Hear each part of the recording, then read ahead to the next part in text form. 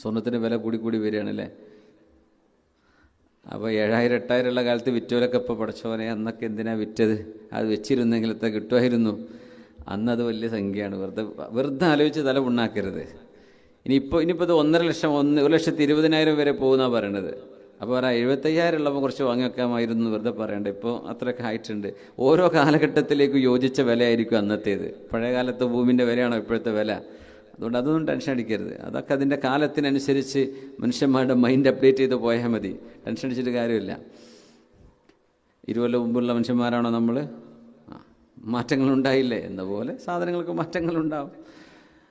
അപ്പോൾ സ്വർണത്തിൻ്റെ വില കൂടുക. ഖിയാമത്ത് നാളിനോട് അടുക്കുമ്പോൾ നബി സല്ലല്ലാഹു അലൈഹി വസല്ലം ഈ ഫുറാത്തിലെ യൂഫ്രട്ടീസിലെ സ്വർണം കണ്ടെത്തപ്പെട്ട് കഴിഞ്ഞാൽ ലോകത്ത് വലിയ ഇൻഫ്ലേഷൻ വരും. കാശ് മനുഷ്യന്മാർക്ക് വേണ്ട, സ്വർണം കൊടുത്താൽ വേണ്ട എന്ന് പറയുന്ന അവസ്ഥ വരുന്ന അങ്ങനത്തെ ഒരു കാലം വരുന്നു. അത്രയ്ക്കും അബൻഡൻസ്. കാരണം ഇതിന് വില കൂടാൻ കാരണം ഇത് കിട്ടൽ വളരെ റയറാണ്. റയർ സാധനങ്ങൾക്ക് വില കൂടും. സുലഭമായി ഇരുമ്പ് കുഴിച്ചെടുക്കണ പോലെ കുഴിച്ചെടുക്കാൻ കിട്ടിക്കഴിഞ്ഞാൽ ഇതിന് വില ഉണ്ടാവില്ല, മാർക്കറ്റ് ഇടിഞ്ഞു പോകും.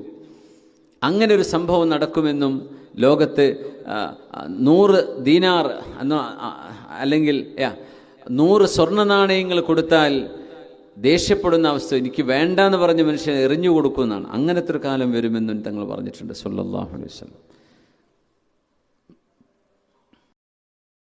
സ്വർണത്തിന് വില കൂടി വരികയാണ്.